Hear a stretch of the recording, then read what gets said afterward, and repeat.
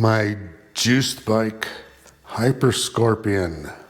I can no longer ride this. By that I mean the seat is painful. For the previous 2 years, it was uncomfortable. Now it is painful.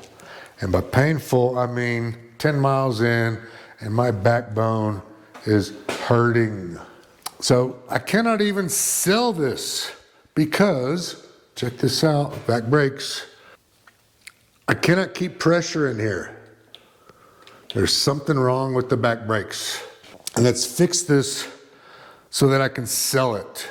I need back brakes to sell the bike. I cannot come to a complete stop with it the way it is. One of the first things you're gonna wanna do is find a way to get this reservoir right here as close to level as you can. So first thing I'm gonna do is I'm gonna get a 8mm wrench and I'm gonna put a little extra tight on all of the connectors to make sure nothing is leaking. Ooh, extra tight.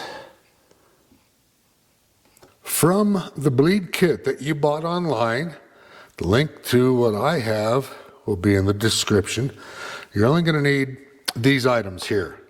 So first thing, we've got our fill cup. And inside here, you've got this little plunger, which stops the fluid from flowing through, and a proper brass fitting that fits into the bleed screw on the reservoir of the brake hand lever. And here's how I like to do my bleeds. I use the syringe. You're gonna need the proper fitting here that goes onto the syringe. And then the other end, you need the proper fitting that fits onto the bleed screw of the caliper. And then this is just a tourniquet to stop the flow should you need it. Next thing I want to do is get my Torx T15, and that is your bleed fill screw. Let's remove that. Be careful, there's a little bitty washer right there. Make sure you get that out. Now, here's our little fill cup. This is why you want this right here really level. Screw that on, make sure it's snug, and then inside here, let's go ahead and push that plunger down all the way because we're gonna put some juice in there. I filled it up only to about right here. That's way more juice than the whole system holds. I'm still using, as you can see, that green, overpriced $10 for 4 ounces of bike baby oil, but regular old Johnson's baby oil that you can get for $2 for 16 ounces will work the exact same.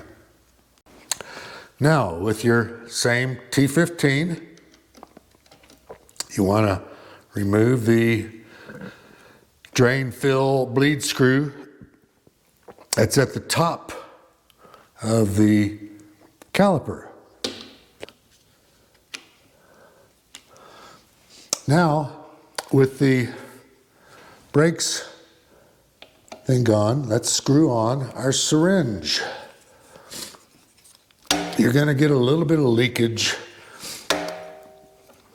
just from the gravity of it all. But once you got that on there and tight, that leaking should go away. At this point now, you can release the plunger, which lets the juice flow. At this point, if I pull on this, I should see the brake fluid coming through, and if there's any air, there's a bubble right there. First thing closest to there. Just keep on pulling. We want to pull all the juice out of the system. I see little small air bubbles coming. Look at that, more air bubbles. Look at all that. Keep pulling, keep pulling, keep pulling. At about this point here, I'm gonna stop and squeeze down and lock this. So now if you look in here, I've only used half of that juice that I put in here. But at this point, I'm gonna go ahead and close that up right there.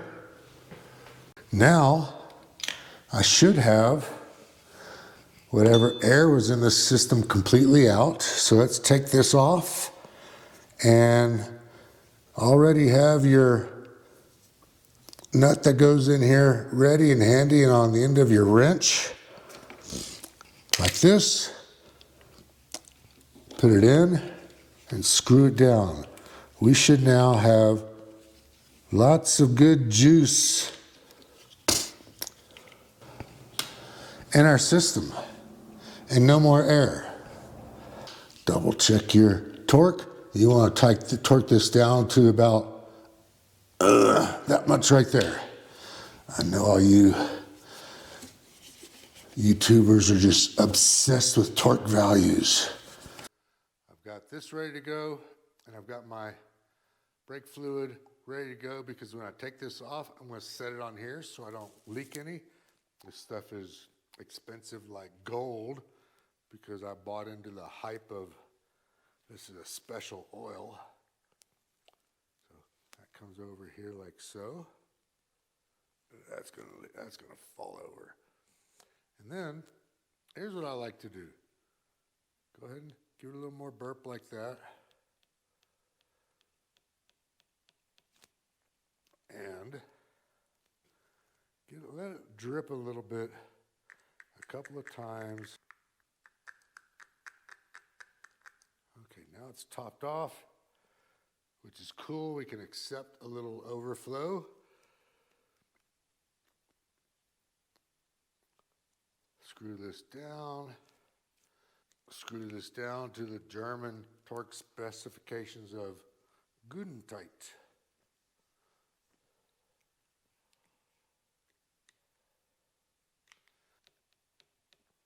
Pump it up.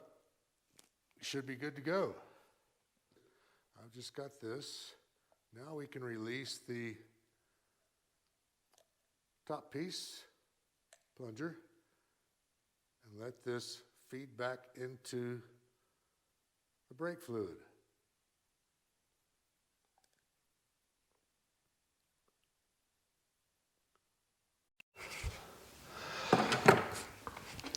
Okay, this is completely drained. Now here's what I like to do. Use your hands to wipe this dry because this is baby oil. It's good for your hands and it moisturizes. And to answer your question that I hear all of y'all asking, you're saying, well, Fester, what about that old, used mineral oil, brake fluid? The reason you're asking is because you're not thinking. Is this stuff bad? Does this stuff get bad? Does it ruin? No, there's no dirt getting into the lines, maybe some air. There's no combustion components like your engine oil on your FJ Cruiser. This can all be reused. So here's what I do.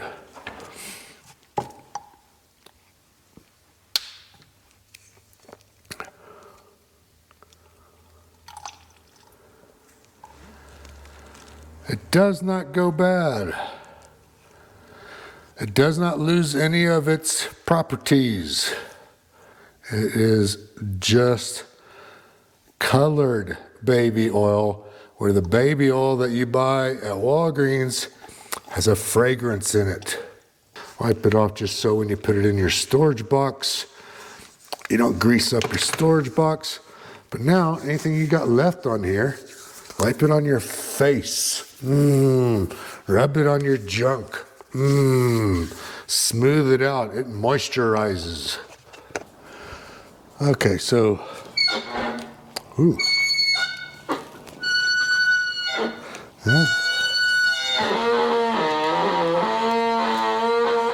Well, what does that tell me? That tells me the hydraulics is working.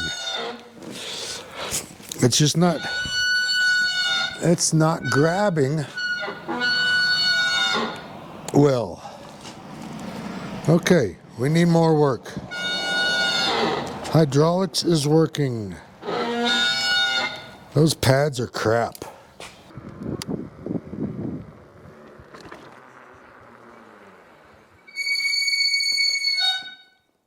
No better. Absolutely not a bit better. I fucking hate this bike. I'm so over working on this. I never work on my Harley or my mountain bike unless there's something I want to do. Everything I gotta work on this is stuff I have to do. That's wrong. Juiced bikes suck. Anyways, here's what I gotta do. I gotta go online and buy me a new rotor disc, which means I gotta take the whole back tire off again in order to get these brakes to work, in order to sell this. For the last time, I'm going to pull the rear tire off. I'd rather have a root canal, to be honest with you. And I'm gonna put this on the back with the hopes of being able to ride this at least to Walgreens to get my medications refilled. Don't ask what medications I'm on. You know I'm crazy. And hopefully this will make a difference and will make my back brakes work again. Now you remember they used to work. When the bike was new, I was able to get the back brakes to lock up, and I skidded the fuck out of those piece of shit Innova tires before I put on the Shinkos. But here's the deal. You gotta take off the wheel. It's a pain in the ass, but I think I've done it 4 times now. Every time you do it, it gets easier and quicker. So in less than an hour, I pulled the rear tire off, replaced the disc, the pads, and adjusted the brakes the best I can. Remember, this is the bike that you saw Toga Harris and his employees lifting up over their head in the packing box and throwing on the ground to test. And they kept landing it on this side, and it bent all this frame and shit in like that, and they shipped it to me. I've got that bike. For right now, for the next couple 100 miles, I've probably got good brakes in the back. The front are still maintaining, and hopefully I can sell this piece of shit in that period of time. All right, let's see if we can get this shit box to skid. That's all I'm after. All I'm after is a skid.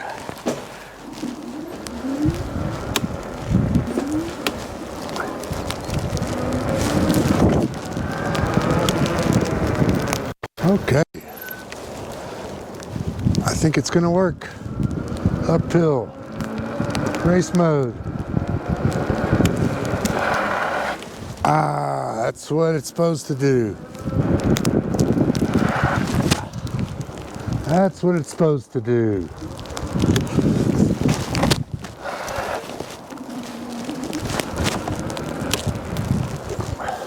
That's all it's supposed to do.